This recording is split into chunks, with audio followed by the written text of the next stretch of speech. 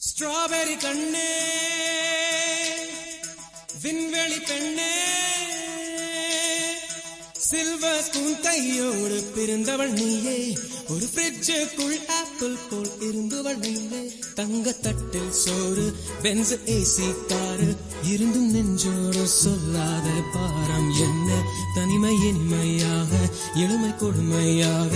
உனது கண்ணோடு சொல்லாத சோகம் என்ன பெண்ணழகையும் பேரழகையும் எப்படி மறைத்தால் உன் கற்பனைகளின் அற்புதங்களை எப்படி எடுத்தால் பிடிக்குமே பைத்தியம் பார்க்கவா பைத்தியம்